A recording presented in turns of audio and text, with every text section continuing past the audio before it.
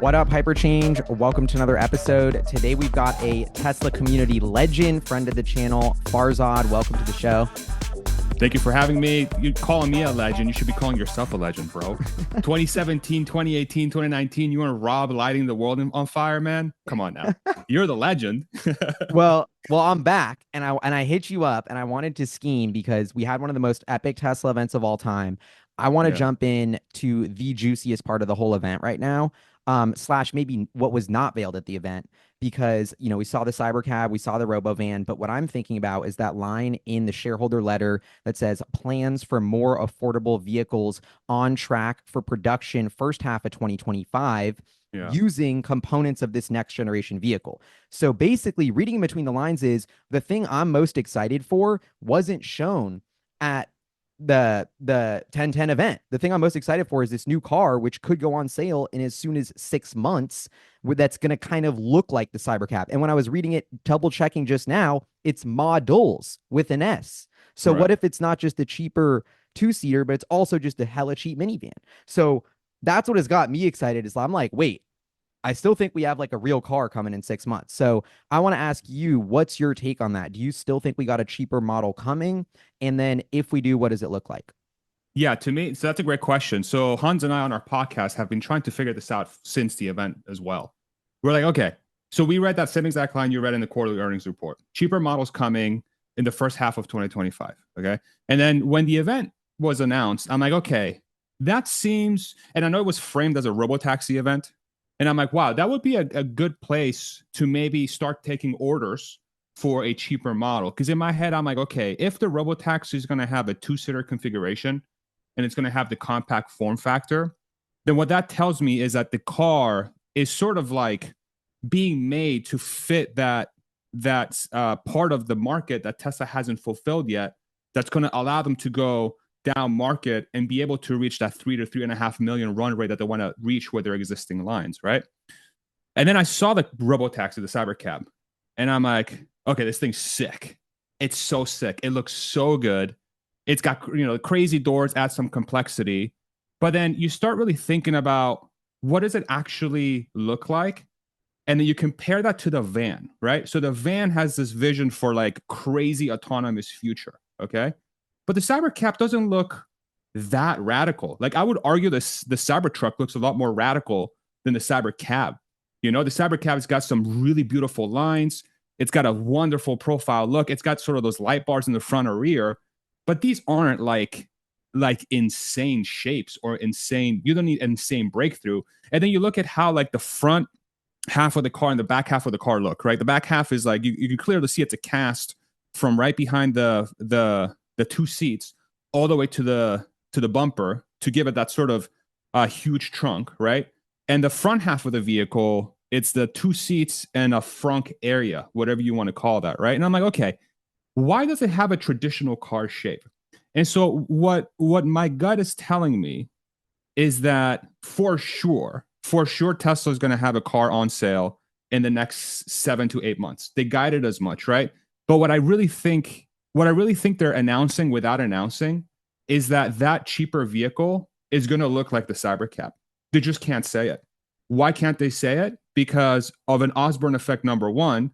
And number two, if they open reservations now and they're not quite confident that the manufacturing process can start in the next, say, few months, then you're going to have a ridiculous backlog with a part of the market that maybe is not going to be as patient as people that we're more up market, like the 3, the Y, and the S and the X. They're not going to have as much patience for the car to come, right? And then you're going to have a 5 million car backlog because this thing's going to be under $30,000, right?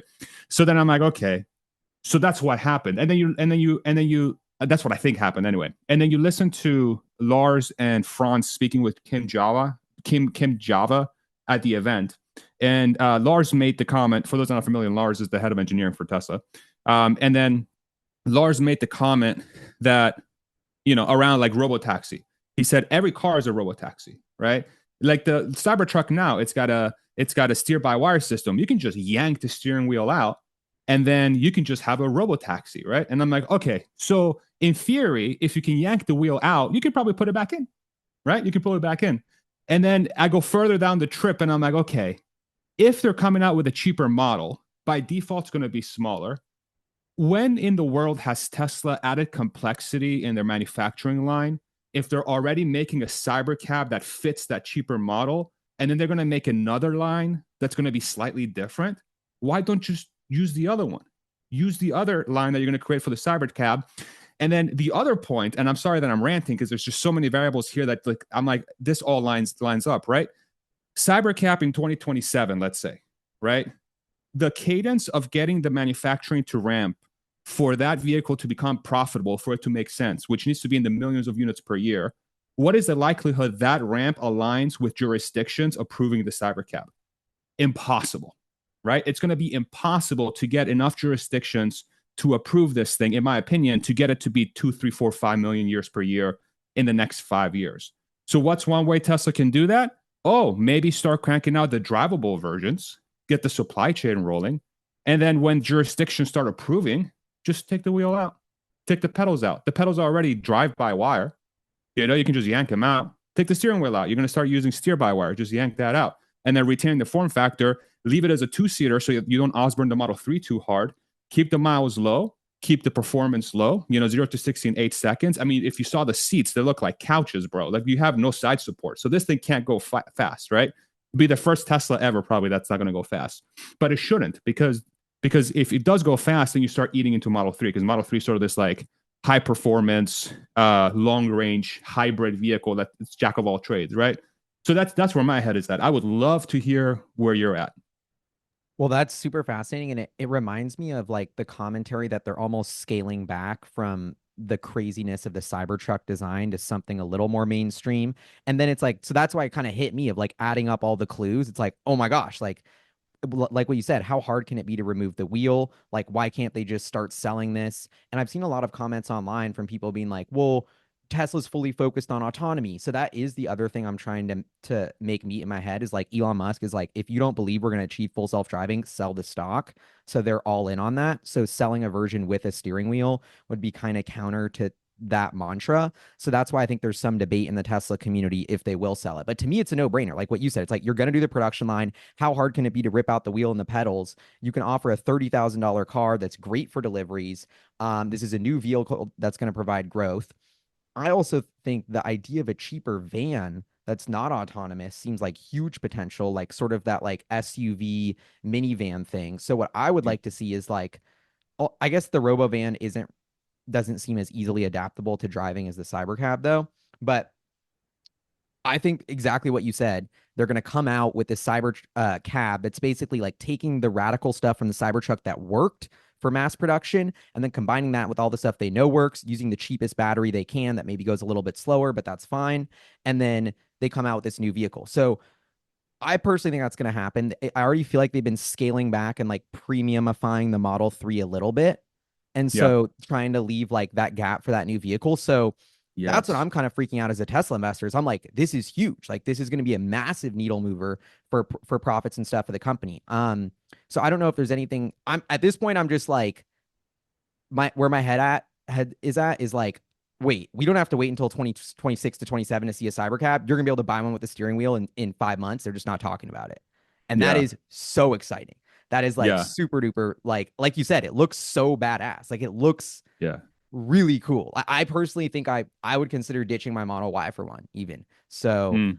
um, and then that kind of brings me to my next question, though, unless you have any more comments on what you're expecting. But Can I add something there? Yeah, just yeah, real quick, because so it is becoming quite obvious that Cybertruck was definitely the testing ground for a Cybercab slash next generation vehicle where they can yank the steering wheel out. I think steer by wire was born out of the want to have a flexible platform where you can add or remove a steering wheel. I honestly think that's why they really researched steer by wire because that's what it's going to allow you to do. And then the 48-volt architecture yep, that's that what I they're was gonna bring. utilizing, right? The 48-volt architecture, the three casts, the battery cast, like all these three things, the 48 volt, the casting, the structural battery pack, and the steer by wire system, these were all proving grounds for this next generation vehicle that it has the flexibility to become a Cybercab or a drivable one. And what they're doing now with the Cybertruck, yes, they're selling pickup trucks and dominating the electric vehicle market in that segment, and the pickup truck. Surprise, surprise. So anybody who's been following this segment, we all knew that this was going to happen. But the more important thing is that they're ramping up the supply chain, and they're gathering the expertise to be able to start feeding this to the more affordable vehicle. I mean, again, this is just, we're just I like scheming, as this. you love to say, right? We're just scheming, right? But I think it's quite obvious this is where it's going. Yeah. Yeah, that is so. And it's fascinating they didn't do the reservation backlog thing. Like you said, like this was the first Tesla event where we unveiled all these products, but nobody could put down their credit card. Interesting move Yeah. there. So I think Elon's going to come out and be like, it's starting production today. Like the first order that puts it in Yeah. today is going to get one today because Like an we already iPhone. like, so yeah, Like an something like iPhone that. launch. And like Yeah. an iPhone launch. And they're going to do it like that, which is going to be super cool. So let's move on to the supervised rides in 2025. That is the second biggest thing on my mind after 1010 is like we're going Waymo next year, which I think I was roasting you about predicting, and I think now your prediction's kind of coming true if they pull that out. So shout We'll out. see. Um, so what and I was very excited because we got the first geographic clue. I've been waiting for the first geographic clue. That's we got to pick a spot where it happens. Cali and Texas, they named them. Yeah. So do you have any insight into what is actually going to happen with that program and if Tesla's actually going to roll that out next year? Yeah, I mean, it aligns with my third prediction that I made that this was going to be launched in 2025. I've missed it twice already, but I mean, if you're somebody that's been riding an FSD, especially after version 12 and their cadence of improvements now, it's I would argue that it's almost impossible to miss if you actually ride the cars in a lot of situations that the trajectory is pointing towards this being the case. If you think about like the event at the Warner Brothers studio, like they were able to have the robotaxi navigate very slowly, but in a predetermined area with a bunch of pedestrians running around without much worry, without a steering wheel and pedal, right? So that points to like, hey, with some more time, you're going to get to a point where regulators are going to approve you being able to do this. If you think about Waymo, I think, is at 15,000 between interventions was the number that they've released. I think it was 15,000 or 35,000, whatever it was. It was drastically under 100,000 miles per intervention, right? And these are all remote interventions. So Waymo's already set the bar for us, and props to Waymo for charting. They're trailblazers for the autonomous space, and they deserve a giant amount of credit for sticking their neck out and paving this for self-driving technology.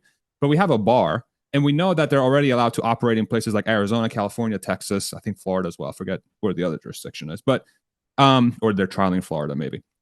So we have that baseline. And so if Elon's saying, hey, 2025, we feel comfortable that we're going to start operating as a driverless fleet, as a robotaxi in California and Texas, then I'm like, okay, that's really the first time we've gotten geographic approval or geographic points, some sort of direction that this was going to be released instead of this super vague, by the end of next year, I am bad with timelines, right? He said California, Texas, 2025. Like, okay, cool. So you must be talking to somebody. So then I would love to hear if anybody knows if they've actually talked to somebody in those states. And if they have talked to somebody, what it likely means is that by December of next year, they'll probably release some sort of trial run. I don't expect them to have any like crazy amounts of rides for this thing. I think they'll start with somebody at the driver's seat in Model 3s and Model Ys to make sure that the program works. And they'll start collecting fares sometime in the second half of next year. It will start small. They'll prove out the data. They'll prove out the rides. They might overfit certain locations to ensure that there's no issues. And then as the program becomes bigger and bigger, then they start turning on more areas and they start flipping the switch. Boom, boom, boom, which is going to be Tesla's core advantage moving forward, is going to be the scale from region to region, because they don't have to get HD maps.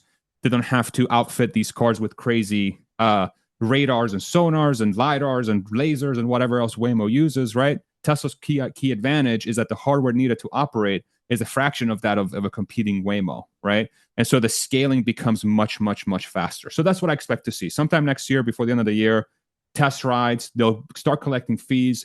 And then just like version 12 has been improving dramatically, I think the geographic locations where a robotaxi will be operated will start expanding dramatically as well. Much, much, much faster than a competing Waymo, like 100 times faster. Hmm. Yeah. And what you said got me thinking too is like, will Tesla be able to have that remote diagnostic / intervention ability? because that seems like Right. sort of like what you have to have for regulators to be okay with it. So Starlink. I imagine that Tesla will just be rolling out a program like that. And it'll probably be like Waymo, like what you said. Like it's a closed app, invite only, you apply to join.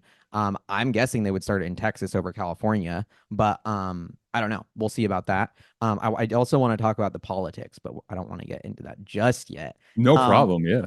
because okay, so that makes sense. Spicy. I'm personally still like very curious on this. Like that's a big question mark, what you just said. Like I'm like, okay, we'll see if Mhm. it happens. I'm kind of like just in disbelief until this like invite goes out, like the Tesla app, Yeah. and then people get to like start doing rides. Like that's gonna be super exciting. And so I think healthy skepticism in this is the right approach, right? I think I'm yeah, optimistic because I just want it to happen, but I think everybody who's following the story should practice a healthy amount of skepticism because Elon has been not good. He's been bad at predicting when this was going to launch, right? I think Tesla investors or people that follow Tesla are confident that it's going to happen. It's just the timing has been so difficult to nail down, which I understand. Novel problem, novel solution, right? I mean, come on, like this is not easy. They're not trying to brute force a solution. They're trying to generalize it, but it is important to have healthy skepticism because the timelines have been missed so much, right? It's the correct thing to do in this situation for sure, for sure. Mhm. Okay, and moving to Optimus, because this is another Yeah, big takeaway I had from the event was that Optimus seems ahead of schedule. Like that's a trend that's been continuing to happen. And the biggest part of that is like, okay, everyone is roasting Tesla for remotely operating Optimus during the event or whatever, which I almost think is insanely impressive and isn't something that I was even thinking about as a use case. And I was like, you're telling me the robot can mimic the movements the human wants already that perfectly, that seamlessly? Is the controls working? Like that to me already signals it's very useful. And I realized that the Optimus robot would be useful if I can just use my intelligence as a walkie-talkie versus its own, even because if I have Optimus and now I go away from home, I need to feed my cat or something, or water plants, or do laundry, or I mean, it could probably do all of that as like I control it, like just something simple like watering my plants. So I thought that was like insanely impressive, that how far Optimus had gotten was my takeaway from that. And it was just such a cool kind of like Westworld vibe to add to the whole event. You see these crazy futuristic vehicles, you see the robots wandering, talking to people, sort of having these first interactions, even though, it's not fully a robot, but like you feel it happening. And so, I'm curious if you are even more accelerating your timelines with Optimus. Do you see this kind of remote teleoperating use case now? Has anything changed from the event with Optimus, in your opinion? yeah, I think that's a great question. The teleoperation of the bot. Yeah, I'm with you. It didn't click for me how big of a deal that is until I saw it in action. Because what it tells me that they've done is they've been able to figure out how to balance the robot using their method of balancing it, and then they're leveraging teleoperation to do useful things, like you said. But think about like the Pierre Farrago and I had a podcast yesterday on Spaces, and his bet was that there will be a million bots before there will be a million cybercabs because his justification is the combination of teleoperations and how flexible the bot is from a usefulness perspective is significant. It gives it a significantly bigger TAM earlier than the cybercab would because it's just driving, right? If it's just driving, it's one use case. But with a bot, if you can get it to do useful things, even if it's teleoperated, you can do freaking so many things. And then the other point So too is what are like, those things? If I would double, because I think that's what gets yeah, me interested is like my watering my plants theory isn't that strong, honestly. So I'm okay. curious So what Pierre and yeah, you schemed up with there. I didn't want to interrupt, but no, you're perfectly fine. That's the question to ask. Okay. So my background's in supply chain, right? That was the thing that I was doing before I became this, whatever the frick this is still to this day. I'm not really sure what I'm doing, but I'm doing it, right? It's fun. Um, in supply chain, one of the most important tasks to move product is to pick it up from one point and drop it off to another one. You'd be surprised how many roles in a warehouse or a manufacturing setting involves just moving product from A to B. and how incredibly important that job function is. Literally staging box from outbound floor once it's packaged to dock door into the trailer is a task that companies pay $15 to $20 an hour to an individual to do, right? Because they're sort of intermingled with machines like forklifts, so there's some level of danger, and it's also an incredibly important task. Okay, that seems like a task, like one of so many that would be perfect for the robot, right? In a business to business setting, like a B2B sort of, we sell to you 10 bots, right? Amazon, Tesla to itself, right? And to save in costs, or to sell to whatever other supply chain company.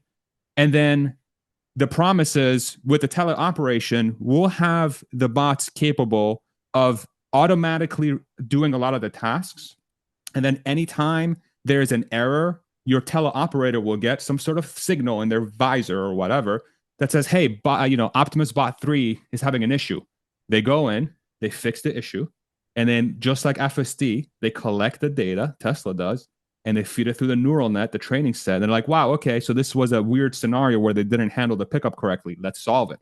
And then all of a sudden, instead of having 10 people staging product across 10 different facilities, you have one person staging product leveraging 10 different bots, right? So that in itself is one use case that's so valuable. That is so valuable, right? Moving stuff from one point to another is in itself a very, very important task. Same thing in the factory. I mean, they're already using the bot to stage batteries. It's probably going to be very slow, like one by one doing this thing, right? But just moving stuff from one place to another is a very, very useful thing. Another one is security. I mean, just patrol. It's patrolling. Security guards get paid how much? $20 an hour to sit in a parking lot, just kind of hanging out and making sure nothing happens. Like these bots can already walk, right? So start selling these bots for a patrol use case, and they just walk around, and they already have 8 cameras all around their heads, right? And they just patrol, and they send the feed, and maybe you can have one security guard overseeing 10 parking lots, instead of one security guard per parking lot, right? The use cases become more and more, and then as they expand those use cases more, like say lawn care, construction, working at like packaging, right, picking, actually using tools and stuff, you start gathering the data and you start selling these products as semi-autonomous systems with teleoperation. And then the teleoperation becomes the exception gathering process that Tesla will use to expand the feature set more and more over time. And then as they expand the feature set, more and more jobs open up. And then it's a flywheel. You just keep that flywheel, just exactly the same as FSD. What Tesla does so freaking well is that they monetize on the way of on finalizing the software suite. That's exactly what they did with FSD. They started selling the cars with the hardware in 2016 or whatever it was. And then 8 years later, they're getting very close to unsupervised. And through that timeline, the customer was the data gathering process. Like, I feel like the same exact thing is going to happen to the bot. And that's inspiring me because I've heard some really cool theories of how this bot sort of app marketplace is going to evolve. Like you'll have experts, let's say cooking a steak, who will train the Optimus with their data on how to cook a steak really well. The hardware is the same. So then it's all about like you buy that app for, $5 extra, and then you can all of a sudden access that skill that was developed by some master. And then all of a sudden we can democratize all of these skills.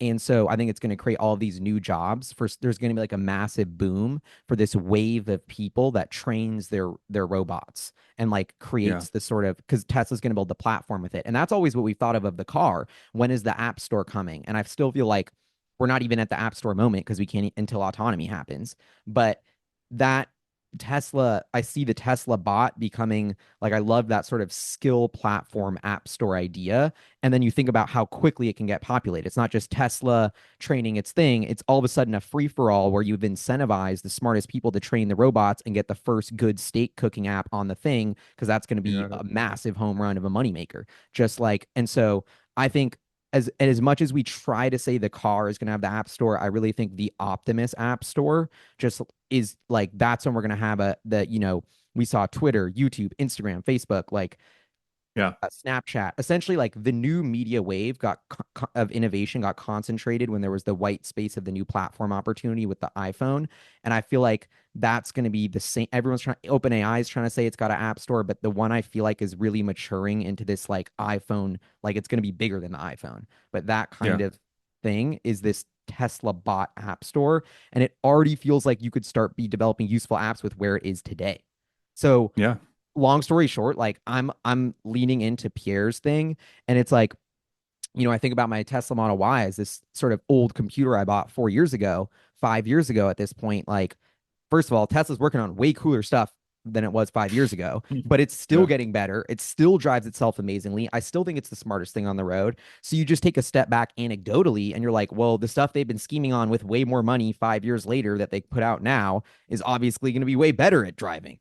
And so, like, for me, that's why, as much as I'm a skeptic and stuff, it's not that hard for me to be like, I see where this is going. Like, I bought the product, I've seen where it is. It's just takes time to play out. And Yeah. um, I don't know. And I guess I'm curious if you have any thoughts on that before we. Yeah. So I agree with you that I view that as a long-term vision. I feel like in the 2030s, that's when the Tesla bot has its app store moment. But I think between now and then, there's so much value in just selling this thing to companies to move stuff from one place to another or execute simple, dangerous, boring, like the usual thing that Elon talks about. There are so many jobs that the Tesla bot can do just in a construction site, just moving a wheelbarrow from one place to another. You know what I'm saying? Just moving tools from one place to another. Even in the home. Like, okay, so folding laundry is single-handedly the worst thing that exists on planet Earth. It's worse than war. Okay. I'm obviously kidding around. Folding laundry is the worst, right? But it's a bad joke. Anyway, we'll move on. But think about that task, right? As a human, I'm trying to get it done as quickly as possible. I'm like, okay, 5-10 minutes, I'm done. Like I want to move on. I want to move on from laundry. I want to move on from folding clothes. I want to move on from cleaning the kitchen. I want to move on from doing the dishes. I'm move on from like rearranging the house and getting it back to where it used to be. Okay, but I'm trying to do that in like an hour. I'm like rushing through it. My wife always yells at me because I do a really crappy job because I just don't want to do it. So I'm trying to rush through it. Okay. But the bot, is it really time constrained if you're not going to do it yourself? Right? What if the bot takes an hour to fold clothes? Who cares? You're not doing it. You just save yourself time. You just save yourself the pain. You saved yourself the break of flow of going from the thing you want to do to the thing you don't want to do and then trying to get back to the thing you want to do. There's a lot of value there, right? So there's just these little low hanging fruits that exist everywhere. But if you just view it from a business to business perspective and Tesla just sell these strictly to business to start, kind of like what they're doing with the semi, like the semi program is a B2B, it's a B2B program, full stop. Like no non-business person, at least for now, has a use case for the semi, and they probably won't because it's the giant thing and it could be very dangerous. The bot's the same exact thing for the next few years. And then in the 2030s, your vision becomes it takes that product 100x because now you're introducing this thing into people's homes, and then with probably the flexibility and the intelligence to be extremely flexible and to be extremely capable of doing very complex tasks. And then at that point, the sky's the limit.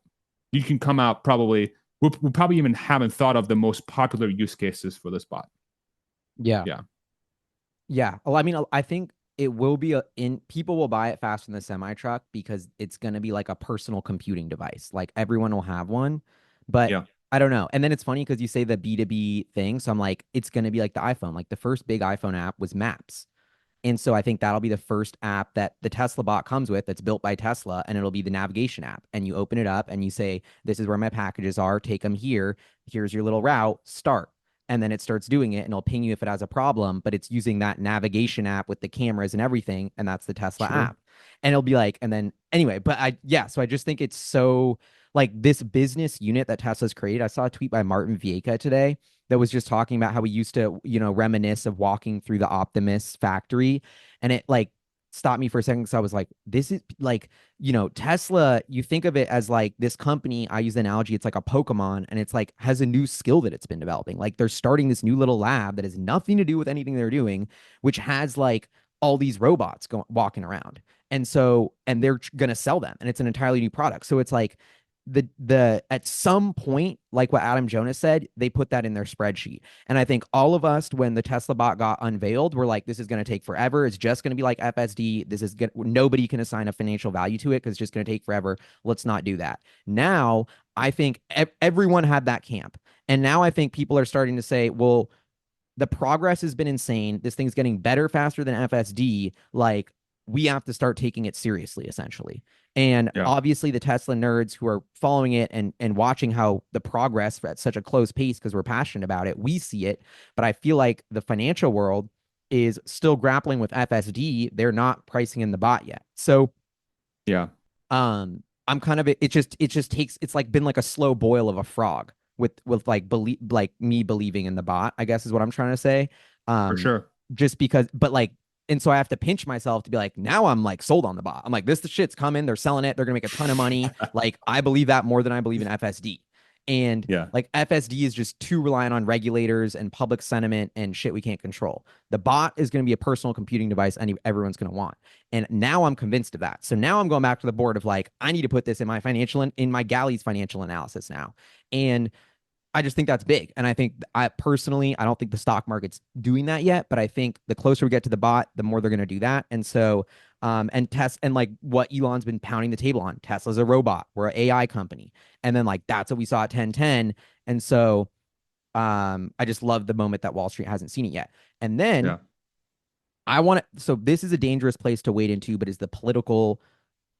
Can I throw one thing in Yeah, there yeah, or hit me two first. things Yeah, real yeah. quick? Yeah.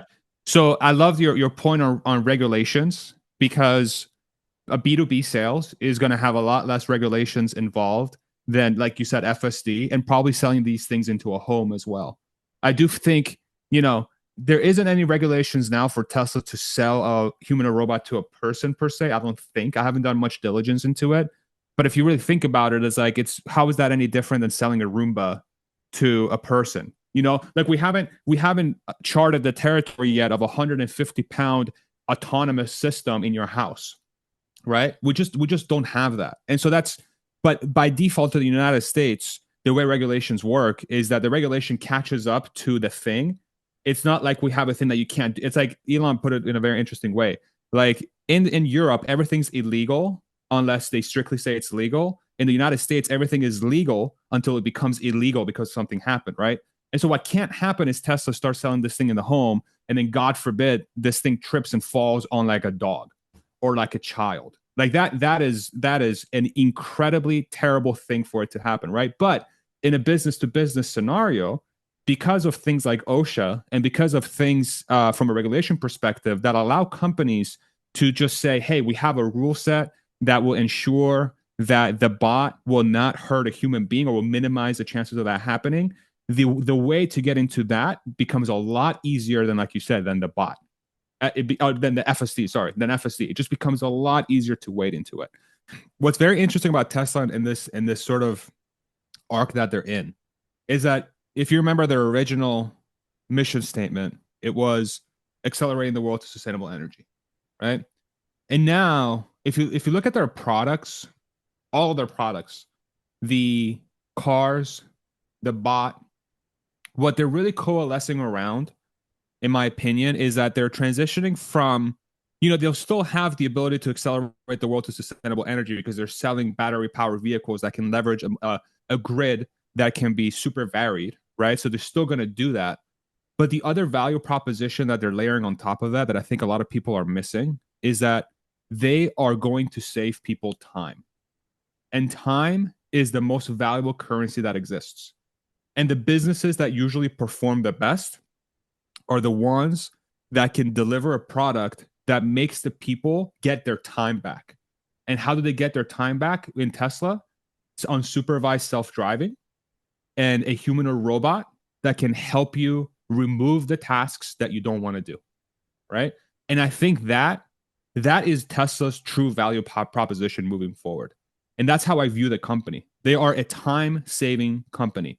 Once unsupervised is executed, and once the bot is in place. I think that's a little bit of nuance that I'm still working through, but I think that is that's a huge piece of the puzzle that I don't see. I mean, mainly because they haven't executed unsupervised yet, but once they do, it becomes quite obvious how that's incredibly valuable. So all of these like innovations saving time, it's so interesting because when you think about AI and robots helping humanity and like the value they're going to provide to us, it's all about saving time, like what you said. So all of these fancy technologies and all these innovations that are happening in Silicon Valley, it's like, well, how do these create value and boil down all the way to the masses? it's through these products. And Tesla seems to be laser focused on the exact products that will save people the most time in the cheapest way. And I think that is like so much of innovation and technology is like what you choose to build, because Tesla could build, a robot dog, but no one really wants that. But they could put a lot of money into it. So I see startups all the time that have amazing technology, super smart people. A lot of time they used to work at Tesla or SpaceX, but they don't they're building something no one wants. And so I Yeah. think Tesla here is building something it's figured out exactly what people are going to want. The other conversations I've been having in the startup world about these humanoid robots is so interesting, is like people are funding like this company Figure Robotics, massively overhyped valuation, basically nesting to show 2.5 billion. Everyone's funding it because it's the closest thing to try and copy Elon, and it's going to be so big. But it's like I don't know. I just feel like they're all kind of missing the boat on that. And I don't know. And they actually know what to build because they're copying Tesla, but I feel like so many of these other companies just don't know what is actually going to create value. But you look at these companies like Figure, and it's like they have everyone is trying to buy a Figure robot. Like that's what's happening at the C-suite. That's why everyone's funding them, because they're like, our order backlog is infinite. We have the CEO of Marriott Hotels saying he wants to buy 100,000 and put 20 at every whatever. We Yeah. have this CEO saying he'll buy as many as we can possibly make for the first 5 years. So that's like funny that I hear the business world gossip is like Tesla hasn't started the ordering, but it's like, dude, and those companies are going to be selling it for like $500,000, whatever. And they're still going to get orders. So I think it's crazy. The more I've thought about like the demand backlog that's going to hit is going to be insane. Um, Yeah. okay. Ridiculous. Ridiculous. And I guess it's just like an analogy to say of like that's how big this market is you see $3 billion companies just propped up to try and copy a piece of it just because that's how big Yeah. we're dealing with. But One more thing. I know we're trying to, I'm so sorry. There's so much to talk about with this one specific. You know what it reminds me of? The bot thing. With NVIDIA, they were working on the H100 for God knows how long. And it wasn't really realized until they started selling this thing. And then their P&L went vertical. Like they're like, oh yeah, no, we told you we were going to do this for like years, but you didn't believe us. And now that AI is here and people are clamoring over it, now our demand is basically infinite for our hardware. The bot feels like the same exact thing. It's this hardware solution. I mean, it's not super similar, but it's like this thing that everyone's overlooking because they don't quite yet see that it is a possible thing that is going to be value add to society. Whereas the H100, once that came to play and NVIDIA started selling these things at a massive profit because they have a gigantic TAM and it's extremely valuable, then the stock exploded. I don't want this to be financial or investment advice, but like the bot, as long as Tesla can execute the general ability and start selling it to businesses, I think it's going to be something similar. But they have to, obviously, the execution is by far the hardest part. I'm with you. And my buddy Julian always talks about the Nvidia moment for Tesla's going to happen with the bot, like exactly what you're saying. It's Yeah, all about the yeah, cash flow. Look at Nvidia's. They went from making like 1 billion a quarter to 10 billion a quarter, and then the stock goes up 10x. Like it's not rocket science. And I think that's the similar level of earnings. Like cars are such a bad business. We're selling 100 billion worth of cars a year, getting like 4 billion in earnings. Just like such a shitty business. If we sell 100 billion of bots, we're gonna make like 40 billion in earnings, 10x. So yeah. that's like to give you the flavor.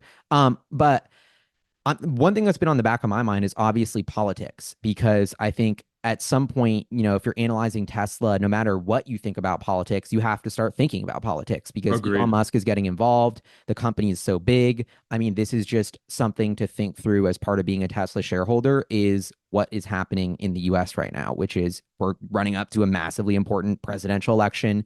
Everyone's got hot takes, everyone's got opinions. Elon has fully gone in the ring to support Trump. I personally was worried, like putting my viewpoints aside, analyzing the business Tesla, was worried that a lot of Tesla's fans were liberals, a lot of their employees were very liberal democratic people, including Elon to start when they started.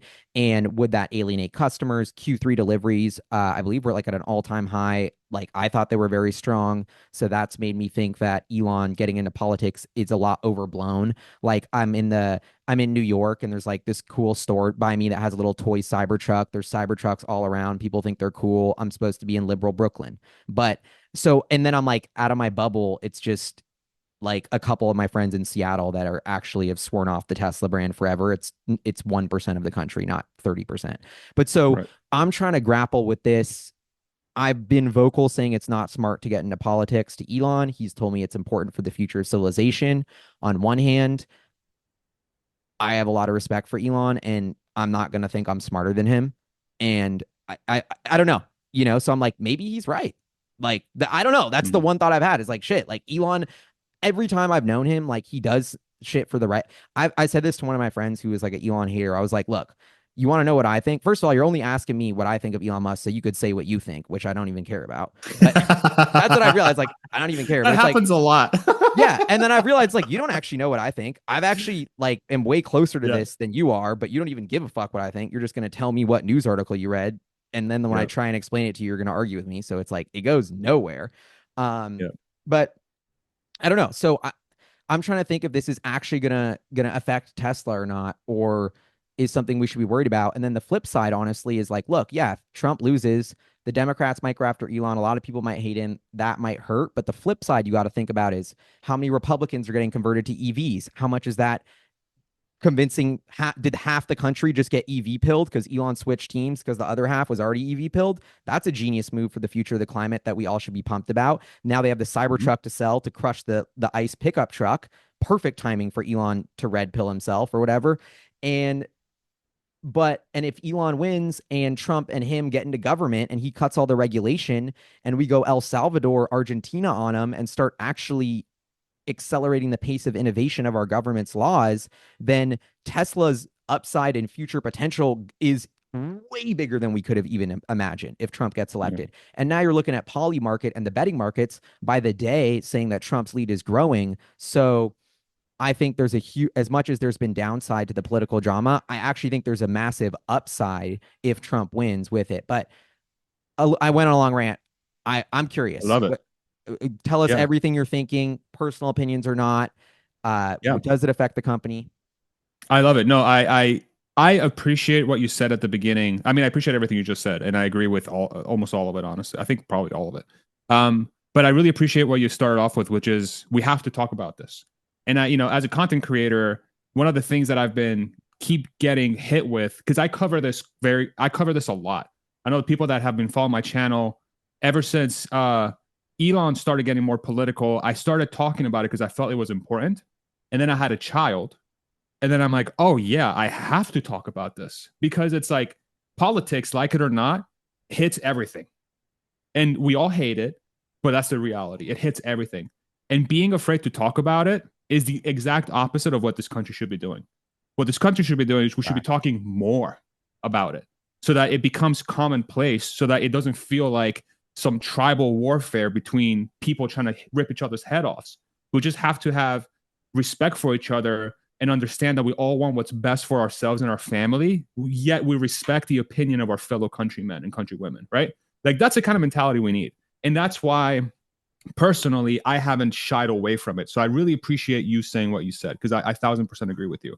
And I also agree with the fact, and this is something that I've been on for a while, that the Elon getting political impact to Tesla was incredibly overblown. And I was very vocal about that. Very, very vocal about that. Because if you really think about it, the 25% of the country is Democrat, 25% of the country is Republican, 50% of the country is independent. Of that 25% of Democrats, okay, how many of them are really going to make a purchasing decision based on the CEO of a company? Okay. Let's even say it's 50% in the worst case scenario. Okay. 50% of 25% is 12%, okay, of the country. So even in that crazy scenario, it's still the vast majority of the country that would even care about making a decision about what Elon's saying. Most people don't care. Most people want the best thing for their family so that they can save money and use something that makes them happy and hopefully get the best bang for their buck. That's how most people operate. And I think one of the things that we've been getting lost in is that with Elon moving over to the Republican side for this election cycle, let's say, without a doubt, a significant percentage of early adopters for Tesla lean liberal. And they have every right to do so, right? Because if you really think about the mission statement of the company, it was advance the sustainability mission, advance the avenue of sustainable transport. That was exclusively a liberal agenda, let's say, like the politicians really align with that, right? So when Elon says, which I believe the way the Democrats treated him was the reason why he flipped sides, the way that Biden publicly ignored him and essentially mobilized the Democratic Party to go after him in a way, It didn't come that out of was nowhere. That's what's funny to me. It's everyone's like, Elon turned, exactly. he turned. It's like, dude, if you No, were he him, didn't. you would have Yeah. been done the same thing. That's Yeah. that's like what's been a bit frustrating to me is the story gets missed, and I feel like we were a part of that story of like what you just said of like a liberal who's democratic who got into Tesla because they want to like stop the pollution of the planet. That's me. Right. And then it's like you realize that your government, who said they care about that, actually doesn't, and they turn away and trying to stop progress and sustainability, and are actually the enemy of a sustainable planet is the government because they're impeding the progress of the people doing it. And Yeah. then you change your mind. And so I think, but I kind of think the quiet majority feels that way. Like 100% agreed. I think I would say over 50% of my friends who are Democrats have converted to Republican. And like I have a ton of friends. I would say my friends are very evenly split. Like I used to have like basically a couple Republican friends, pretty much all Democrat. And now I'd say it's like 60% are Republican, 40% are Democrat. Like the same Mm-hmm. friends, just like a lot of them have changed. And so I personally think Trump's going to win in a landslide. Like, not my opinion, but just I think even the betting markets and the polls are underrating the sentiment that I feel in Brooklyn, you know? Agreed. And I don't know how you feel about that, but Yeah. um, I agree 100%. I agree 100%. And I think, I really do think, but even like set that aside, right? Without a doubt, Elon is doing this also for personal gain, right? Like there are things that Elon wants. Elon wants to be able to get Tesla and SpaceX to where he wants to get to it as soon as possible. And he views the Democratic Party as a roadblock. And he's not going to be stopped. And he thinks Trump is going to let him get what he wants. And so I think I think it would be silly to think that this isn't also a selfish move in a way, but that's how politics works in this country. Like one of the disappointing things for me in this election cycle with Elon specifically is that he is somebody that loves to not play the game and make his own game, but in this election cycle he's playing the game. He picked a side in a political system where we're stuck with two options, right? He picked a side. he He didn't picked one side to RFK. the other. I thought he would have RFK'd if you had taught Me like too. ahead of, Me too. because, and I kept annoying him about that. I'm like, dude, like, what about the third option, RFK? Like, Same. make America healthy again. Like, that sounds sick. Exactly. Exactly. 100% agree. But I do think, back to your original question, is this going to have an impact to Tesla sales? I really don't think so. Like I can't tell you on Twitter how many times I've read James Cat, who is my favorite cat on planet Earth. He's a great account on X. Him and I have a lot of different opinions when it comes to Tesla's ability to sell in a world where Elon's political. He thinks that it's heavily impacting price. I think it's mostly due to the interest rate conundrum we've had for the last few years and the fact that Tesla has probably reached maximal penetration in the market with the cars that they have. And the fact that they don't advertise. Like, here's the deal, guys. The Model Y wouldn't be the best-selling car in the world or the best-selling non-pickup truck in the United States if there was brand damage. Like, if there was any brand damage that is, let's call it significant or material. Are there people that left the brand because of Elon's political views? Absolutely. Without a shadow of a doubt. Is that a significant number? Definitely not. And I think we see it in the numbers. We see it even with the lower profitability. Look at every other automaker. Look at how every single lot is being filled with vehicles. Look at how the upper brackets of pricing, right, are getting impacted massively because people just can't afford those cars anymore, right? The data points towards the opposite. And I know it's easy to say, well, Elon getting political hurts the Tesla brand. Yeah, okay, so like less than 1% of the population, your Ross Gerbers of the world are going to throw a hissy fit because they care more about status than value proposition. But the true reality is that value proposition is what a gigantic amount of people lust after, especially in countries that don't have the type of GDP per capita like the United States does. People want value for money. People want bang for your buck. People want the best. And to say that Tesla doesn't offer the best value for money in automotive is simply wrong. And Yeah. that's why Tesla succeeds. And That's it. I love it. And I feel like it's a bit of like privilege to be like, I'm gonna buy a less efficient, more expensive vehicle because this CEO pisses me off. thousand Like, percent. and then it's And they have like every right to do that. They yeah, have and I every right think to it's do that. interesting, and Yeah. it's like, like I've told some of my family members, like, okay, they want to get rid of Tesla, buy Rivian. I'm like, go for it. Like, They make a first great of all, car. you're not gonna be able to whine about it to me. Yeah. Second of all, that's a 40% less efficient vehicle per mile. Like Hmm. your whole thing is you love climate change and you love the green movement and you're trying to reduce your emissions, but you're saying I'm going to increase my emissions and increase the amount of pay I have because I hate Elon. So you are valuing your social signal over your actual emissions.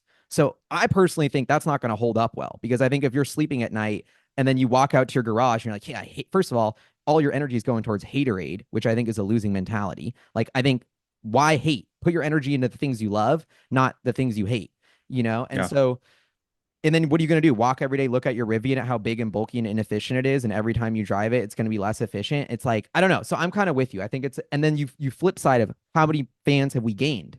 Because Exactly. on the flip side, so there's going to be a cancel out there. Exactly. Um, I do And think, that's underrated. And yeah, yeah, that what you just mentioned there is super underrated. Like I live in Texas, I live in Austin. I have friends that are very Republican, very, very right leaning. Like Elon went from being this weird liberal cuck, okay? Like that's how they viewed them. And now he is a savior of free speech and he is America's greatest asset and they want to support him, okay?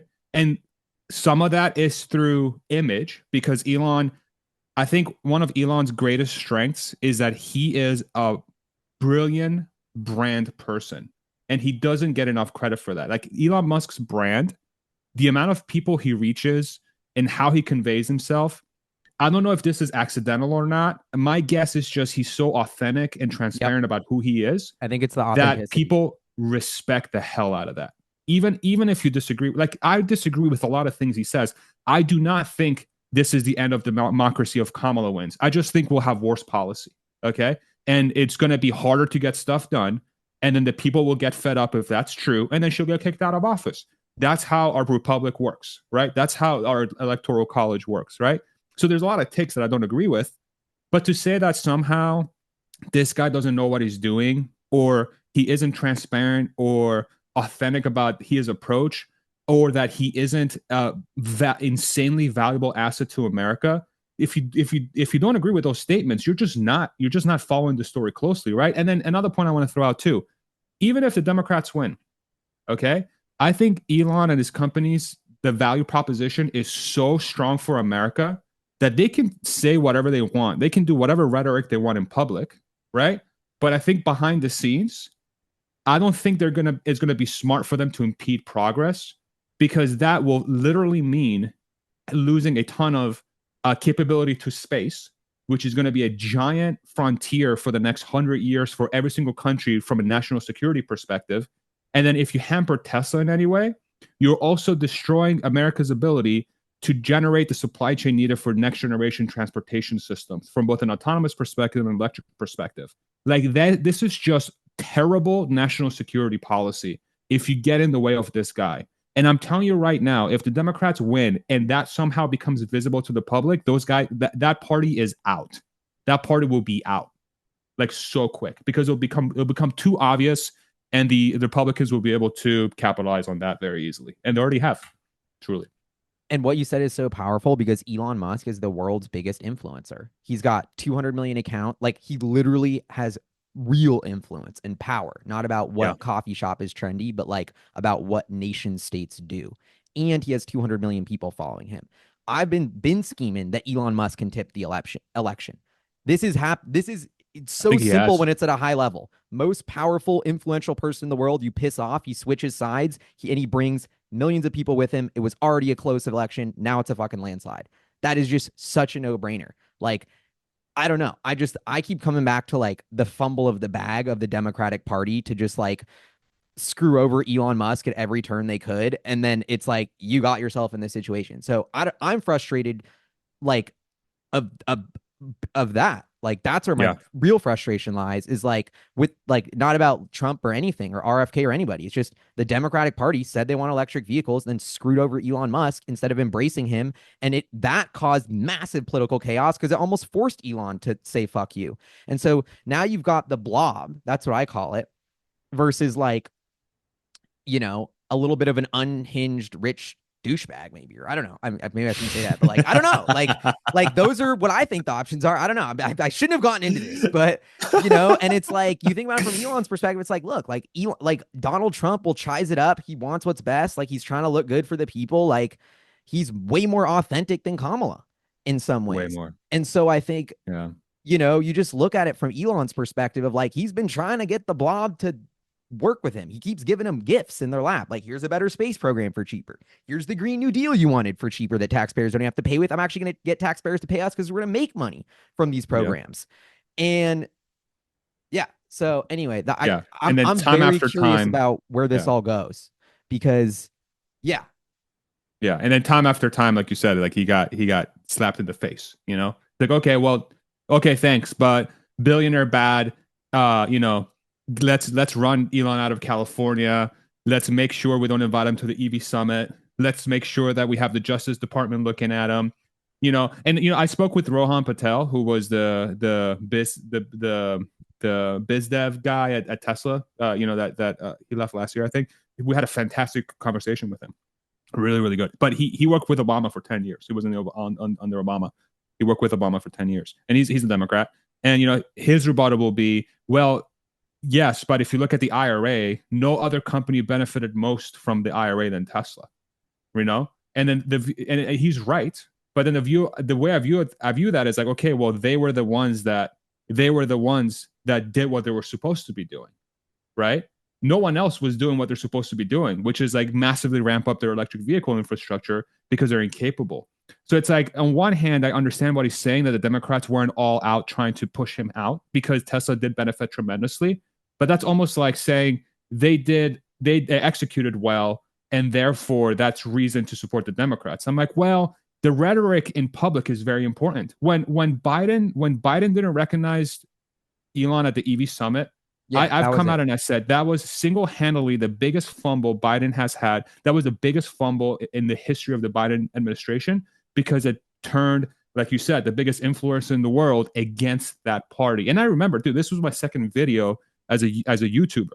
The first video was my time at Tesla, and then the second video was right after Biden snubbed Elon and Tesla entirely. And I'm like, holy shit, because I was like 2 months removed from the company, so I still felt like I worked at the fucking place, right?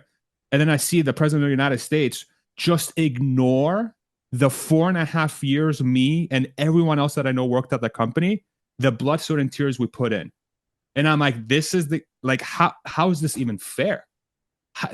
How is this even fair?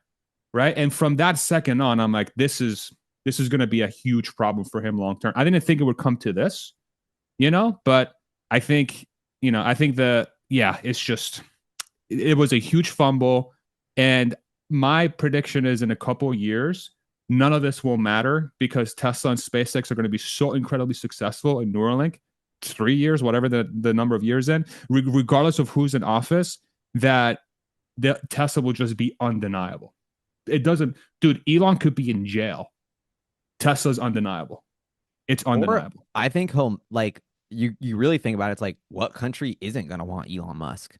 Exactly. Like, okay, the US pisses him off that much. Yeah. Every Go to other Argentina. country is going to be begging to have that guy. Like, it's like, You how got it. dumb do we got to be? Yeah. But I don't know. I also really appreciate being able to talk about it openly, because I vibe with what you said earlier about, politics are important. We should all be able to talk about it and have different opinions. Like, I love that all my friends have different opinions. That's all good. Yeah. And I think that's super That's important America, to have That's the what's beautiful about discussion. this country. Totally. Yeah. Yeah. So I'm trying to think of like putting a bow on it, of just in terms of Tesla, how at a crossroads we are right now of like everything, coming to this moment essentially. And it's like, damn, like, this massive US election going on, Elon sided with one party, like volatility is going to be very high. There's a massive chaos in the Middle East. Like it just feels like there's a lot of chaos in the world. Then at the same time, Tesla's technology and what they're doing and their plan in their world is crushing it perfectly. But now we've got this massive geopolitical beast and just I don't know. I guess my big takeaway right now is uncertainty is high on how this political situation will turn out in the next month and what it means for Tesla. And I'm thinking it through. But Yeah. I like to get back to what you said of like Tesla is going to produce value in if the currency is Bitcoin, the US dollar, the El Salvador currency, it doesn't matter. These factories that pump out super efficient electric vehicles and batteries and solar panels are very valuable to the world economy and to the humans and increasingly valuable.